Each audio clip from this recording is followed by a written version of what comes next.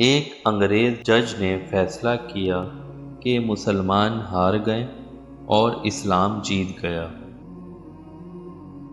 کاندھلہ میں ایک مرتبہ ایک زمین کے ٹکڑے پر جھگڑا چل پڑا۔ مسلمان کہتے تھے کہ یہ ہمارا ہے، ہندو کہتے تھے کہ یہ ہمارا ہے۔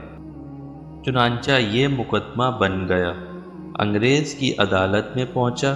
جب مقدمہ آگے بڑھا تو مسلمان نے اعلان کر دیا کہ یہ زمین کا ٹکڑا اگر مجھے ملا تو میں اس پر مسجد بناؤں گا۔ ہندو نے جب بات سنی تو انہوں نے بھی ضد میں کہہ دیا کہ یہ ٹکڑا اگر ہمیں ملا تو ہم اس میں مندر بنائیں گے۔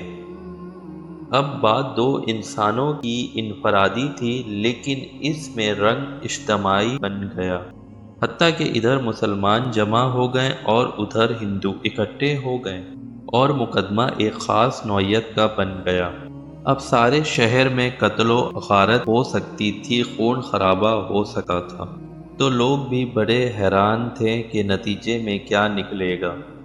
انگریز جج تھا، وہ بھی پریشان تھا کہ اس میں کوئی صلح و صفائی کا پہلو نکل سکے، ایسا نہ ہو کہ یہ آگ اگر جل گئی تو اس کا بجھنا مشکل ہو جائے گا۔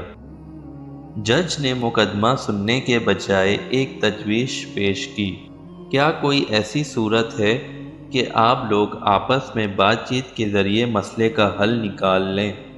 تو ہندو نے ایک تجویز پیش کی کہ ہم آپ کو ایک مسلمان کا نام تنہائی میں بتائیں گے، آپ اگلی پیشی پر ان کو بلا لیجئے اور ان سے پوچھ لیں، اگر وہ کہیں کہ یہ مسلمانوں کی زمین ہے تو ان کو دے دیجئے، اور اگر وہ کہیں کہ یہ مسلمان کی زمین نہیں ہندو کی ہے تو ہمیں دے دیجئے۔ جب جج نے دونوں فریقین سے پوچھا تو دونوں فریقین راضی ہو گئے۔ مسلمانوں کے دل میں یہ بات تھی کہ وہ مسلمان ہمارے ہی حق میں فیصلہ دے گا۔ چنانچہ انگریز جج نے فیصلہ دے دیا اور مہینے کی اگلی تاریخ کو اس صاحب کو پیشی میں بلوا لیا۔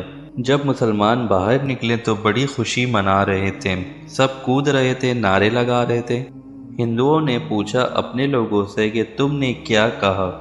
انہوں نے کہا کہ ہم نے ایک مسلمان عالم کو حاکم بنا لیا ہے کہ وہ اگلی پیشی میں جو کہے گا اس کا فیصلہ وہی ہوگا۔ اب ہندوؤں کے دل مرجھا گئے اور مسلمان خوشیوں سے پھولے نہیں سما رہے تھے، لیکن انتظار میں تھے کہ اگلی پیشی میں کیا ہوتا ہے۔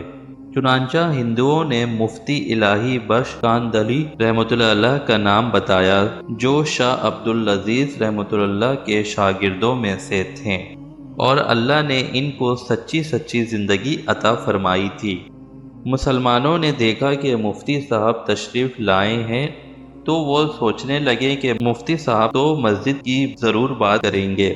چنانچہ جب انگریز نے پوچھا کہ بتائیں مفتی صاحب یہ زمین کا ٹکڑا کس کی ملکیت ہے، ان کو چونکہ حقیقت کا حال پتہ تھا، انہوں نے جواب دیا یہ زمین کا ٹکڑا تو ہندو کا ہے۔ اب جب انہوں نے یہ کہا کہ یہ ہندو کا ہے تو انگریز نے اگلی بات پوچھی کہ کیا اب ہندو لوگ اس کے اوپر مندر تعمیر کر سکتے ہیں؟ مفتی صاحب نے فرمایا جب ملکیت ان کی ہے تو وہ جو چاہیں کریں، چاہیں گھر بنائیں یا مندر بنائیں، یہ ان کا اختیار ہے۔ چنانچہ فیصلہ دے دیا گیا کہ ہندوؤں کی ہے، مگر انگریز نے فیصلہ کرنے کے بعد لکھا کہ آج اس مقدمے میں مسلمان ہار گئے مگر اسلام جیت گیا۔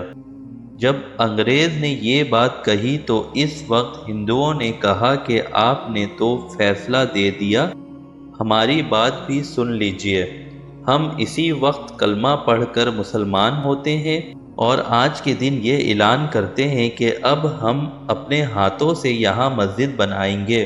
تو عقل کہہ رہی تھی کہ جھوٹ بول کر مسجد بنے گی، مگر حضرت مفتی صاحب نے سچ بولا اور سچ کا بول بالا، سچ پروردگار نے اس جگہ مسجد بنوا کر دکھائی۔ تو کئی مرتبہ نظر آتا ہے کہ جھوٹ بولنا آسان راستہ ہے، جھوٹ بولنا آسان راستہ نہیں، یہ کانٹوں بھرا راستہ ہوا کرتا ہے۔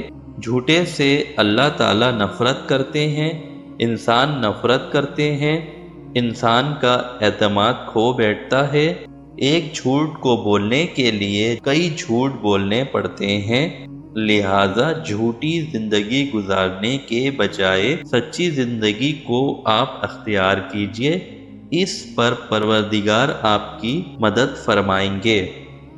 ویڈیو پسند آئی ہے تو لائک اینڈ شیئر اور کمنٹس کر کے ضرور بتائیے گا۔ مزید اس طرح کی اور ویڈیوز کے لیے چینل کو بھی سبسکرائب کر لیں۔ ملیں گے ایک نیو ویڈیو کے ساتھ، اپنا بہت سارا خیال رکھیے گا۔ اللہ حافظ۔